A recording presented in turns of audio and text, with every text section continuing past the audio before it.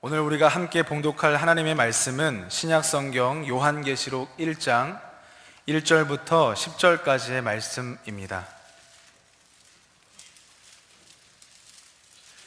신약성경 요한계시록 1장 1절부터 10절까지의 말씀입니다. 이는 살아계신 하나님의 말씀입니다. 함께 봉독하겠습니다. 예수 그리스도의 계시라.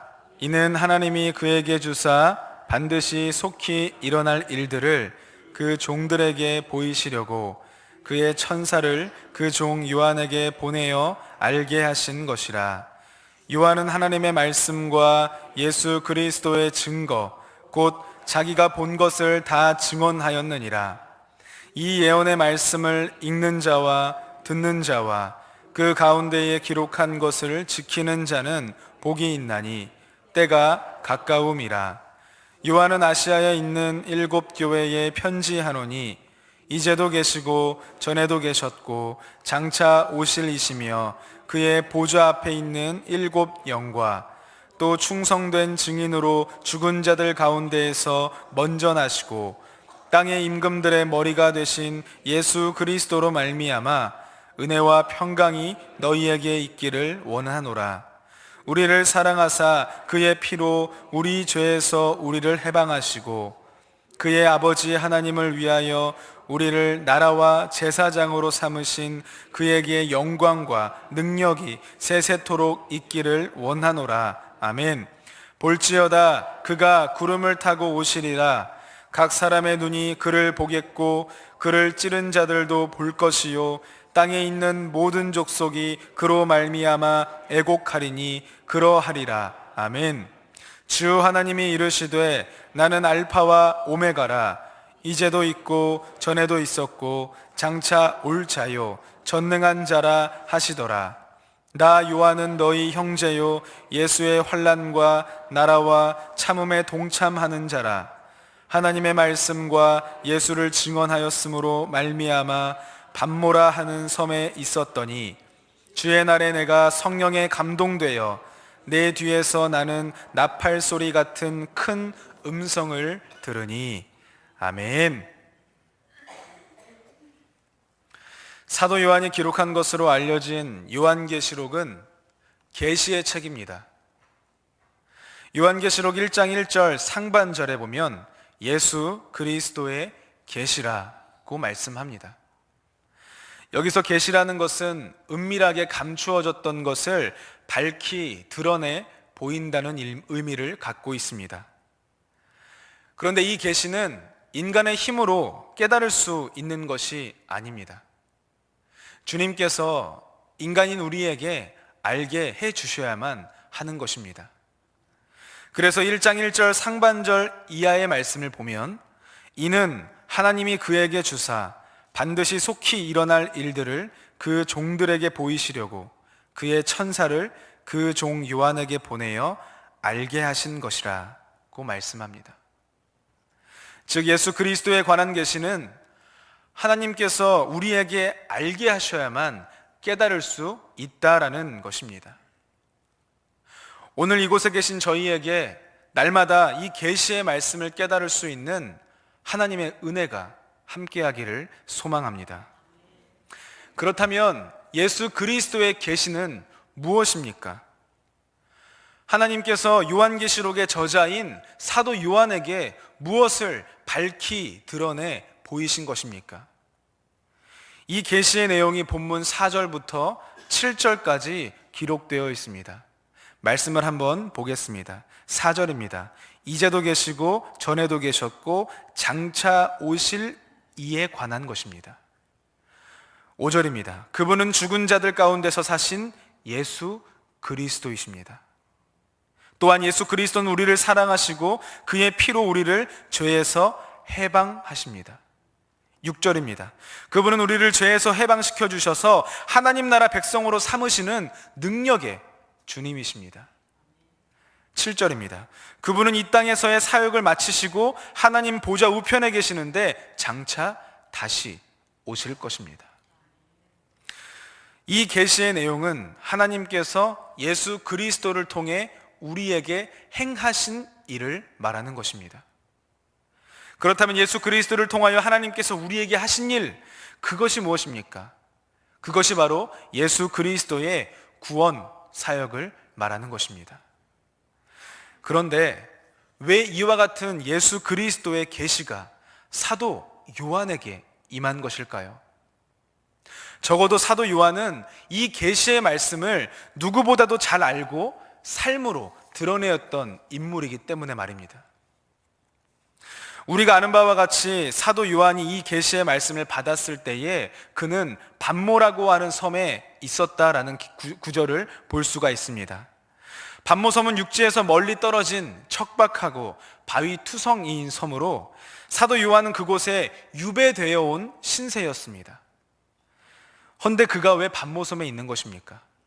오늘 우리가 읽은 9절 말씀을 함께 봉독해 보겠습니다. 9절입니다. 나 요한은 너희 형제요 예수의 환난과 나라와 참음에 동참하는 자라. 하나님의 말씀과 예수를 증언하였으므로 말미암아 반모라 하는 섬에 있었더니. 이 말은 그가 하나님의 말씀과 예수를 증언하는 일로 말미암아 이 같은 처지에 놓여 있다라는 것을 말씀해 주고 있는 것입니다. 이처럼 반모섬에 있었던 사도 요한은 과거 자신과 비슷한 경험에 대한 한 가지 기억을 떠올릴 수 있었을 것입니다. 복음을 전하다가 반모라고 하는 그 답답하고 척박한 땅 가운데에 갇혀 있는 그 신세, 그때 그는 한 가지 기억을 떠올리게 될 것입니다. 바로 그의 스승이었던 세례 요한에 대한 기억입니다. 요한복음을 보면 사도 요한은 세례자 요한의 제자였다라는 사실들을 알 수가 있습니다. 스승이었던 세례 요한은 당시 굉장한 영향력을 가졌던 자였습니다. 누가복음 3장 15절 말씀에 보면 구약 성경에서 지속적으로 예언되었던 메시아를 고대했던 이스라엘 백성들 앞에 이 세례자 요한이 등장하자 수많은 사람들이 그 요한을 보면서 혹 이 사람이 그리스도이신가 심중에 생각했을 정도였습니다. 뿐만 아니라 예루살렘에 있던 유대인들이 제사장과 레위인들을 세례 요한에게 보냅니다. 그리고 그들은 세례 요한에게 질문을 던지죠. 너가 누구냐? 이들의 질문은 굉장히 의도적인 질문입니다. 다시 말해 당시 많은 사람들이 의문을 품고 있었던 이 세례자 요한의 그리스도설을 증명하기 위한 파견이었던 것입니다. 바로 그때 요한복음 1장 19절 하반절부터 20절은 이렇게 기록합니다. 요한의 증언이 이러하니라. 요한이 드러내어 말하고 숨기지 아니하니 드러내어 하는 말이 나는 그리스도가 아니라 한데. 세례 요한은 자신이 그리스도가 아님을 분명하게 드러내며 장차 오실 그리스도 메시아에 대해 오히려 더욱 강하게 증언합니다. 그러면서 내 뒤에 오시는 이는 나보다 능력이 많으신 분이신데 나는 그분의 신발끈을 풀기도 감당할 수 없다라고 말합니다. 그리스도에 관한 세례자 요한의 이와 같은 강력한 증언 때문에 결국 그는 차가운 감옥에 갇히게 되고 그곳에서 죽음을 맞이하게 되는 것입니다. 이와 같이 자기 스승의 죽음을 또렷하게 기억하고 있을 사도 요한, 이 사도 요한은 그의 스승처럼 예수 그리스도에 관한 계시의 말씀을 증언하였고 그 결과 자기 스승과 비슷하게 반모섬이라고 하는 척박한 곳에서 유배 생활을 하는 신세가 된 것입니다. 그렇다면 왜 사도 요한은 스승이었던 세례자 요한과 똑같은 행동을 했을까요? 사실 요한계시록이 기록될 당시만 하더라도 스승이었던 세례자 요한의 때에는 상상할 수 없을 만큼 교회에 대한 박해가 대단했습니다. 믿음을 지키기 위해 목숨을 담보로 해야만 하는 상황도 비일비재했습니다. 네로 황제의 잔인하고 혹독한 통치로 기독교는 큰 박해를 받았고 네로 황제의 뒤를 이었던 수많은 황제들도 기독교를, 교회를 탄압했습니다. 250년이라는 세월을 지하에 숨어 지내야만 했습니다. 사도 요한이 유배를 당했던 시점은 도미티안 황제가 즉위했던 때인데, 그때에는 더욱 조직적으로 교회와 기독교를 박해했던 시기입니다. 그때의 성도들은 매일매일 고통 속에서 절규했을 것입니다. 이런 상황이라면 한편으로 다른 방식으로 복음을 전하거나 믿음을 지킬 수도 있을 법한데, 사도 요한은 과거 세례 요한의 때와 별반 차이 없이 하나님의 말씀과 예수를 증언하는 일에 주저함이 없었습니다. 왜일까요? 그것은 바로 예수 그리스도만이 이 땅의 유일한 희망이고 유일한 대안이기 때문입니다. 그들을 에워싸고 있던 수많은 절망적 상황과 고통의 순간들을 이기어 궁극적인 승리를 가져다 줄 수 있는 분, 그 승리를 보장할 수 있는 분은 바로 예수 그리스도를 통해서만 가능하기 때문입니다. 이곳에 계신 저를 비롯한 수많은 성도님들의 삶에서도 조금의 소망조차 찾기 힘들 만큼 어려움이 있을 때가 있을 것입니다. 그런 때에 우리는 어떻게 하면 이 상황을 잘 헤쳐나갈 수 있을까? 어떻게 하면 이 상황을 잘 모면할 수 있을까를 고민합니다. 하지만 이런 상황일수록 우리가 가장 먼저 취해야 될 태도는 예수 그리스도의 계시의 말씀에 우리를 내던지는 것입니다. 그리고 주님께서 우리를 만지시고 빚으시며 주님께서 주시는 감동과 성경적 통찰을 가지고 다양한 상황에 성도답게 반응해야 하는 것입니다. 지난주일 담임 목사님의 설교 가운데 인용되었던 대추 한 알이라는 시를 아직 기억하고 계실 것입니다. 대추 한 알이 연글기 위해서 수많은 상황과 조건, 시간들을 지나야 합니다. 성도의 삶도 이와 마찬가지입니다. 성도의 삶이 무르익어가는 과정 속에는 정말 다양한 상황과 예기치 않은 순간과 수많은 선택과 인내의 시간이 필요합니다. 이렇듯 우리의 삶이 무르익어가는 과정 가운데에 꼭 필요한 것이 있다면 그것이 바로 희망입니다. 이 시간의 끝에 마주하게 될 희망적 결과, 이 인내의 끝에 열리게 될 희망의 열매, 이 상황을 지나 경험하게 될 희망의 순간들, 세례 요한에게 그 희망이 바로 예수 그리스도였습니다. 사도 요한에게도 그 역시 희망이 예수 그리스도였습니다. 예수 그리스도를 통한 하나님의 구원 사역이 이 땅의 유일한 희망이라는 사실입니다. 반모섬은 분명 많은 사람들에게 있어서 좀처럼 희망을 찾아볼 수 없는 공간일지 모릅니다. 그곳은 분명 그 안에 있는 다른 수많은 유배자들에게도 절망과 후회의 공간일지도 모릅니다. 하지만 예수 그리스도를 품은 사도 요한에게 그곳은 희망의 섬이었고 희망의 공간이었고 희망의 메시지였습니다. 10절 말씀을 보면 주의 날에 내가 성령에 감동되어 내 뒤에서 나는 나팔 소리 같은 큰 음성을 들으니 라는 기록이 나와 있습니다. 사도 요한은 반모섬에서의 유배 생활 가운데에서도 하나님께 예배하기를 멈추지 않았던 것으로 보입니다. 주의 날은 지금의 주일을 말합니다. 요한은 주일 어느 시간을 구별하여 하나님 앞에 예배하고 있었습니다. 그러던 중 성령에 감동되어 큰 음성을 듣게 됩니다. 그리고 그때 그는 인류의 희망이 되시는 예수 그리스도에 관한 계시를 받게 되며 그것을 전해야 하는 사명을 받게 된 것입니다. 누가복음 3장을 보면 방금 전 이 말씀과 아주 흡사한 내용이 또다시 오버랩 되는데요. 이건 역시도 사도 요한의 스승이었던 세례 요한에 관한 말씀입니다. 누가복음 3장 1절과 2절 상반절까지의 말씀을 보면 세례 요한이 활동했던 그 시대에 대한 상세한 설명을 누가가 기록을 하고 있습니다. 제가 봉독해 드리겠습니다. 디베레오 황제가 통치한 지 15해 곧 본디오 빌라도가 유대의 총독으로 헤롯이 갈릴리의 분봉왕으로 그 동생 빌립이 이두레와 드라고니 지방의 분봉왕으로 루사니아가 아빌레네의 분봉왕으로 안나스와 가야바가 대제사장으로 있을 때에.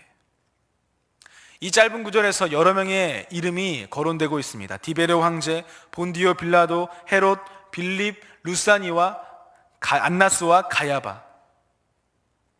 이 짧은 구절에서 언급하고 있는 여러 명의 인물들은 당시 유대 백성들의 입장에서 볼 때 하나같이 한숨을 쉬게 만드는 인물들입니다.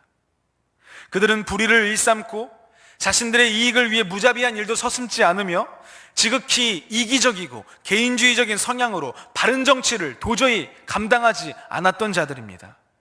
뿐만 아니라 종교 지도자로서 정통성도 없었으며 돈으로 직분을 사고 기득권 세력과 결탁했던 인물들입니다. 이처럼 절망적인 사회적 분위기에서 유대 백성들은 좀처럼 희망을 발견하기 어려웠을 것입니다. 그런 그때 2절 상반절 이후의 말씀의 기록은 이렇습니다. 하나님의 말씀이 빈들에서 사가랴의 아들 요한에게 임한지라. 절망적인 상황 속에서 세례 요한이 들어간 곳은 빈들, 즉 광야였습니다. 척박하고 사람들의 발길이 드물고 깊은 외로움과 절망적인 영적 환경을 상징하는 그 광야로 세례 요한은 들어갑니다. 아마도 세례 요한은 답이 안 나오는 사회적 분위기 속에서 백성의 고통과 절규가 끊어지지 않는 상황 가운데에서 의도적으로 그곳으로 들어갔는지 모릅니다. 과거 출애굽한 이스라엘 백성들이 광야 40년 동안 그곳에서 여호와 하나님의 도움을 간절히 바랬던 것처럼 세례 요한은 광야 속에서 주님을 간절히 소망했을 것입니다. 그런 그때 하나님의 말씀이 빈들에 있던 요한에게 임한 것입니다. 그리고 그는 수많은 사람들에게 담대하게 메시아를 선포합니다. 장차 오실 메시아에 대해서 조금도 주저함 없이 속히 회개할 것을 부르짖었던 것입니다. 사실 요즘 저와 여러분을 비롯한 온 국민들은 많은 부분 침체되어 있습니다. 들려오는 소식들이라고는 절망감과 상실감을 가져다 주는 것들 뿐입니다.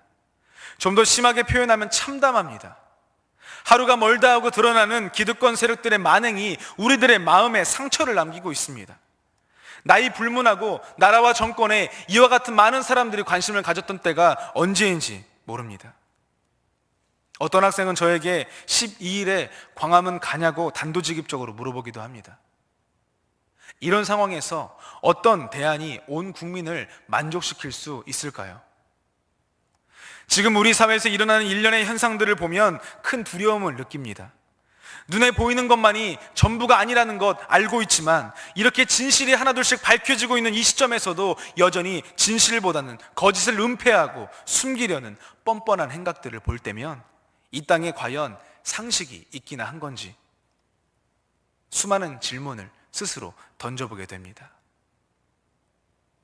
오히려 비상식이 상식처럼 보이는 이 억울한 상황이 우리 자신을 무력감 가운데에 빠져들게 만듭니다. 모두가 부러워할 만한 사회적 조건을 갖추고 존경받는 자리에 이른 수많은 국가 지도자들의 보여주는 행동들이 이렇다라면 이 땅은, 이 세상은 성경에서 말씀한 것처럼 어둠이 분명합니다. 저 역시도 이런 상황을 보면서 안타까운 마음에 가슴이 답답하고 때로는 분노가 치밀어 올랐습니다. 주님, 어떻게 해야 합니까? 이런 상황 가운데 주님, 어떻게 해야 합니까? 그렇게 절망감과 상실감 가운데에 지냈던 지난주 어느 날 하나님의 말씀으로 위로를 받고자 혼자 말씀을 묵상하고 있을 때 저에게 주님께서 주신 말씀이 있습니다. 마치 광야에 있는 것처럼 밤모섬에 유배된 것과 같이 암울한 이 땅을 향한 상실감과 절망감 속에 있던 저 자신에게 위로와 소망을 주시는 말씀이었습니다. 이 시간 그 말씀을 함께 찾아서 봉독해 보겠습니다.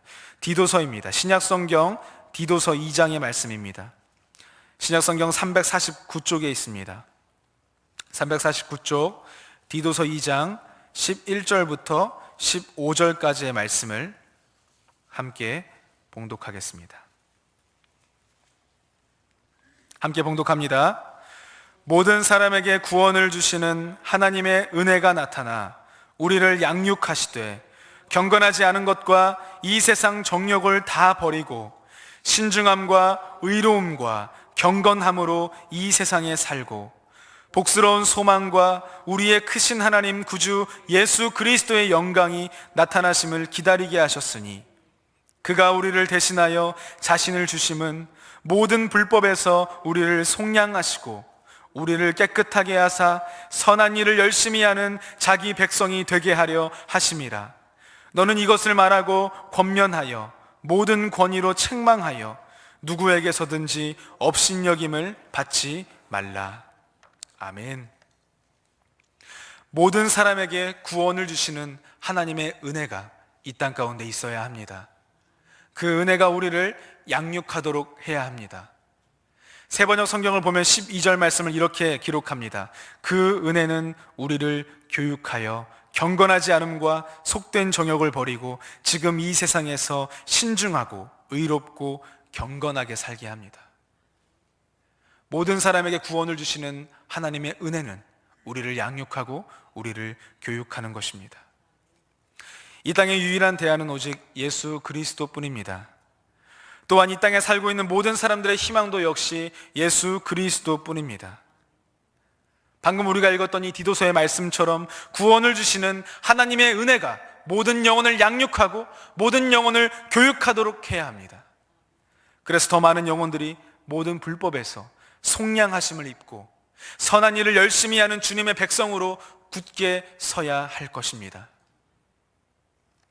지난주에 카페에서 우연히 집사님 한 분을 만났습니다.